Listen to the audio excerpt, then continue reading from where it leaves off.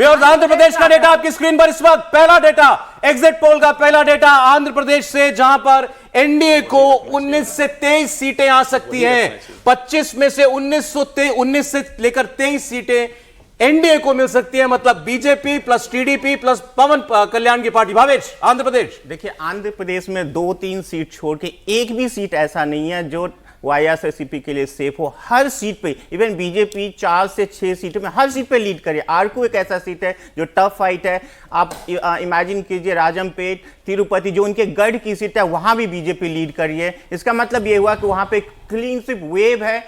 संभव है कि बीजेपी और इनके अलायंस जाके वहां पे 24। और आप ब्रेकअप पूछ रहे थे, बीजेपी को अपने दम पर 4 से 6 सीटें दिखा रहे हैं आंध्र प्रदेश के अंदर। भावेश, 4 से 6 सीटें बीजेपी को अपनी दे रहे हैं। देवेंद्र, 3 से 4 मैं मानता हूं कि 3 से 4 सीटें बीजेपी की आएगी। लेकिन इसमें एक चीज सौरभ ध्यान देना होगा कि जैसा कि राहुल जी कह रहे थे, हकीकत वही है कि आंध्र प्रदेश में बीजेपी अपने दम पर नहीं जीत रही है, वो टीडीपी के कंधे पे सवारी करके जीत रही है, क्योंकि बूथ लेवल पर उनके कार्यकर्ता नहीं थे।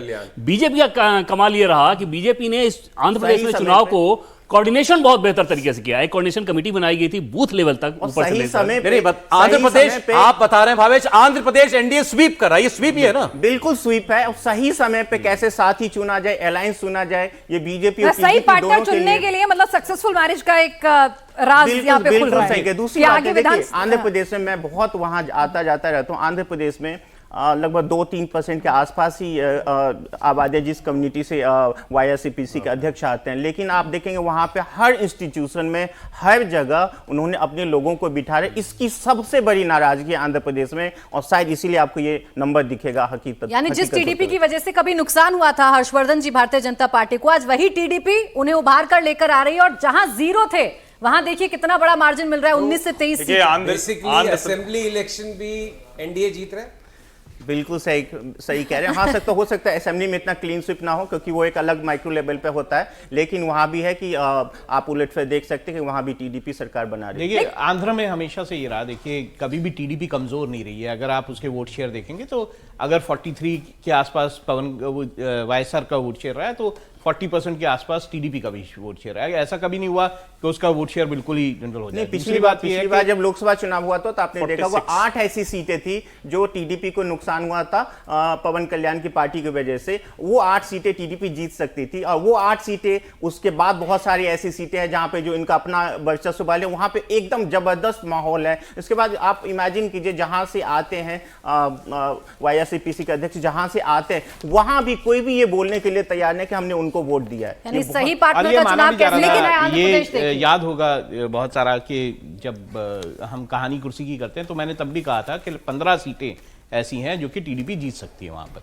तो हर्षवर्धन जी, उसके बाद एनडीए स्वीप आंध्र प्रदेश में। देखिए, मुझे लगता है कि जैसे कहते हैं ना कि चावल पक रहा है तो दाना निकाल के करते हैं, पूरा चावल तो पलटते नहीं है। आंध्र प्रदेश के ये आंकड़े मैं फिर से दोहरा रहा हूं। इसका मतलब कि 400 पार का नारा हवाई नहीं था। प्रधानमंत्री ने जो बोला, आंध्र प्रदेश एक ऐसा राज्य जहां Bharatiya Janata party last minute तक स्ट्रेटेजी नहीं तय कर पाई थी। उनको समझ में नहीं आ रहा था कि करना क्या है। जगन मोहन के साथ जिस तरह से, जिसको हम कहते हैं ना कि पार्लियामेंट्री कंपल्शंस जो होते हैं बिल पास कराने के लिए, दूसरी चीजों के लिए जितनी जरूरत थी, उस तरह से बीजेपी की यूनिट वहां एग्रेसिव नहीं हो पाई थी। और अगर यह नतीजा आता है तो निश्चित तौर पर यह जो अलायंस है उसकी बहुत बड़ी भूमिका है। लेकिन बड़ा मुद्दा वहां क्रिश्चियन कन्वर्जन का है। ईसाई मतांतरण वहां बहुत बड़ा मुद्दा था। ये जगनमोहन रेड्डी की सरकार पर ये ढेर सारे ऐसे आरोप लगे थे। तिरुपति मंदिर ट्रस्ट को लेकर बहुत से आरोप लगे थे। इसका मतलब कि वो सब काम कर रहा है। और इसमें असली खबर पढ़िए, भावेश जी कह रहे हैं शून्य कांग्रेस आंध्र प्रदेश में। कांग्रेस पार्टी अब इसको पढ़िए, यहां से पढ़िए तो समझ में आएगा। ये जो 3 से 4 सीटें देवेंद्र, क्या इसमें वही विजयवाड़ा, वाइजैग हो गई और तिरुपति, अगला